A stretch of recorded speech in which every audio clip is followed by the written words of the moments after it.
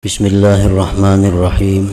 Orang yang beriman dengan nama Allah Al-Wahhab. Al-Wahhab adalah yang memberi tanpa ada mengharapkan imbalan apapun. Kalau kita beriman, kita percaya bahwa Allah itu Al-Wahhab. Allah memberi tanpa minta imbalan sedikit pun dalam bentuk apapun. Kita selaku manusia, hambanya yang mengimaninya, kalau kita sudah beriman kepada Al-Wahhab sebagai nama Allah, maka kita memberikan sesuatu yang kita miliki kepada orang lain semata-mata karena Allah.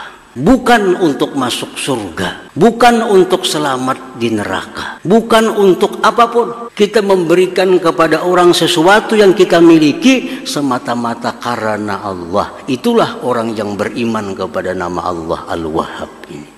Jadi ini memberi sesuatu bukan untuk supaya selamat. Ini memberi sesuatu bukan untuk minta puji. Dia memberikan sesuatu bukan untuk masuk surga. Dia memberi sesuatu bukan untuk terhindar dari api neraka. Tapi dia memberi sesuatu kepada orang karena Allah Subhanahu wa ta'ala. Titik, itulah contoh orang yang beriman kepada nama Allah Al-Wahhab. Jadi kada usah lagi kita bersedekah supaya kada usah, cukup karena Allah. Dan apabila kita memberi sesuatu itu karena Allah, semua yang lain itu mengikuti, akan datang dengan sendirinya, walaupun kita kada mengharap, walaupun kita kada meminta.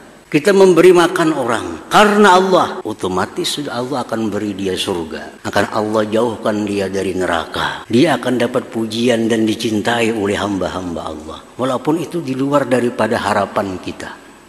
Tapi kalau kita memberi supaya dipuji orang, belum tentu dipuji orang. Kalau kita memberi supaya dihormati orang, belum tentu dihormati orang. Tapi kalau kita memberi karena Allah semata-mata, semua anak lain akan kita dapatkan. Jadi itu buah iman daripada nama Allah Al-Wahhab. Allah Al-Wahhab memberikan kepada orang tanpa ada tujuan apapun. Nah, kita pun memberikan kepada makhluk Allah tanpa tujuan apapun selain karena Allah Subhanahu wa ta'ala. Para ulama banyak yang mengatakan bahwa Al-Wahhab ini mempunyai berbagai macam khasiat bagi orang-orang yang mengamalkannya. Antara lain, kalau kita membaca Al-Wahhab karena Allah Subhanahu wa ta'ala, kita akan diberikan oleh Allah pertama kekayaan. Maksudnya kekayaan hati. Hati kita ini merasa kita ini kaya. Hati kita merasa bahwa kita ini cukup. Apabila kita membacanya waktu sujud terakhir sembahyang duha, 14 kali cukup. Jadi sembahyang duha 2 rakaat misalnya, sujud terakhirnya kena ya Wahhab, ya Wahhab, ya Wahhab 14 kali. Diamalkan. Artinya diamalkan tuh hari-hari. Itu orang diamalkan, namun sesekali banu kadang banu itu lain mengamalkan orangnya. Ini diamalkan hari-hari. Allah akan berikan kita dengan namanya Al-Wahhab itu satu kekayaan. Setidak-tidaknya kaya hati. Itu sudah dianggap mujarab oleh para ulama. Artinya kada seekong berdua ulama yang mengatakan itu mujarab.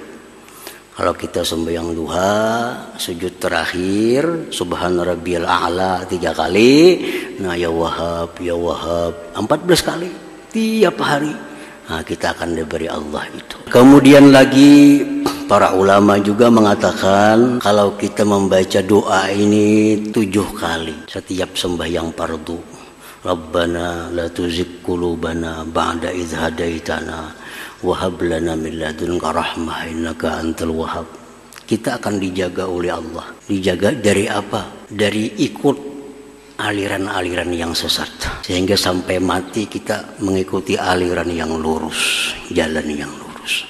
Rabbana la tuzigh qulubana. Wahai Tuhan kami, jangan kau condrongkan hati kami ba'da idh hadaitana, sesudah engkau beri kami hidayah. Wahab lana min ladunka rahmah, berikan bagi kami rahmat dari sisi engkau.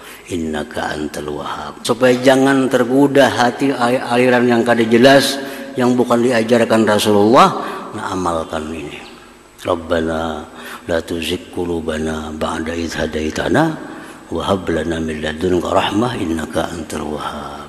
Insyaallah kita akan dibimbing sampai akhir hayat kita berada di jalan yang diridhai oleh Allah Subhanahu wa taala. Amin ya rabbal alamin.